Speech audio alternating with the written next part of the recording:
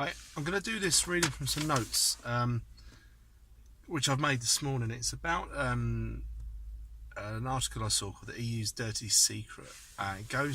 Is about the Barcelona Declaration or Treaty. I've heard it called. Something I've heard about a few times. Didn't really look into much, but I was watching Red Pill Phil this morning, and he was interviewing a lady in Telford when they were protesting about the scandal there, and it became a bit more interesting to me. So I've done a bit of looking into it, not a lot. My research is sort of, I'm not the best, but I'm going to do my best here to try to get this across. So anyone that hasn't heard of this thing, please take this on board, share it with your friends. Those that have, put me, improve my knowledge, please. You're likely to know more about it than I am. But this was basically a partnership for free trade, a free trade area, and economic integration. There's a guarantee by the EU to show absolute respect to Islam, a resolute common campaign against racism, xenophobia and intolerance, mutual European/Muslim influence on all media for cultural understanding.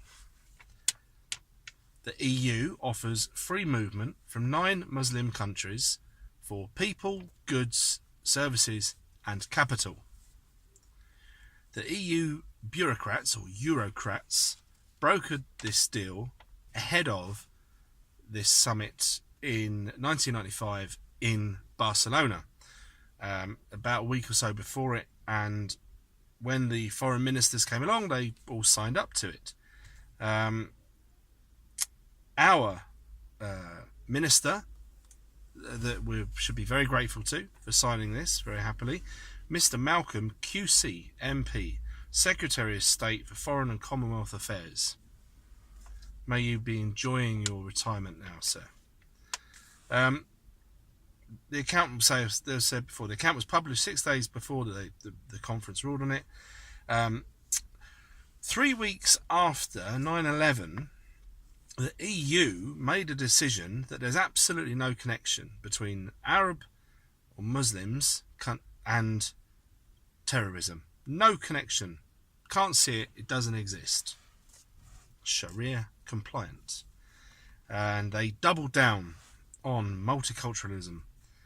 And the ministers agreed to deepen the dialogue between the cultures, especially on youth education and the media, because we have a free press, uninfluenced free press. Right. On the media control, I made a quick note. There was a speech by Benita Ferrers-Walden at the Intercultural Dialogue and the Median's resolution speech. Sorry, my language was terrible there. Slurred all over the place. Anyway, this speech recommends self-regulation by the media, which I think is a good thing. Quote from it though: "We will identify a nucleus of journalists and analysts of which around to develop a structured, sustainable system of information exchange and publication focused on North-South understanding." So we will have a Sharia-compliant media.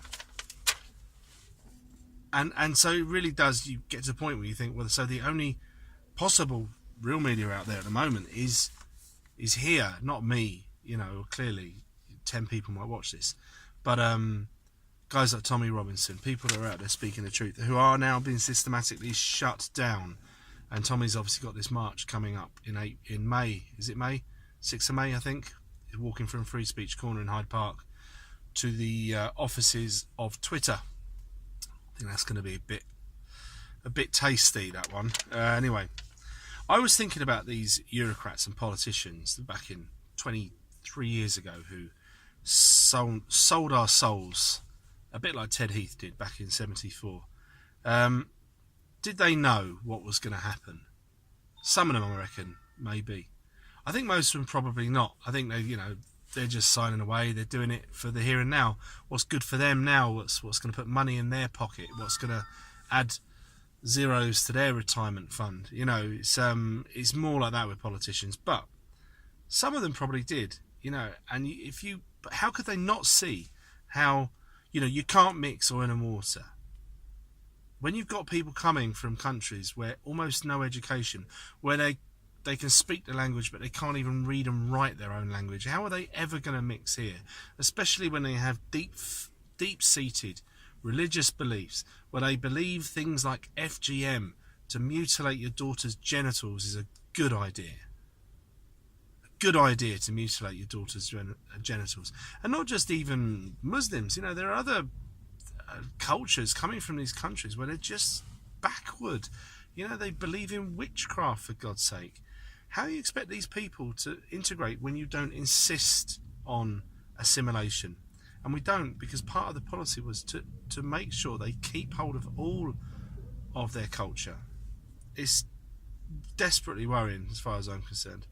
At best, this was completely incompetent. At worst, it leads to something known as the clergy plan, which I don't know a lot about. I've heard it. I got the gist of it. A gentleman that sort of they're saying started the EU idea, Mr. Clergy from Austria, I believe. Anyway, I'm going to do a bit looking into that one and do another one on that soon. But the point of this isn't for people to think that I'm the font of all knowledge here.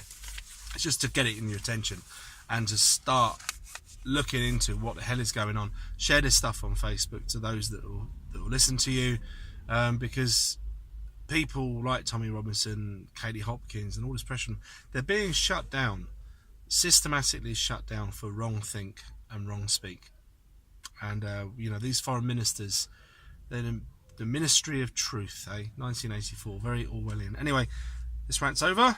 If you liked it, give us a thumbs up, subscribe please.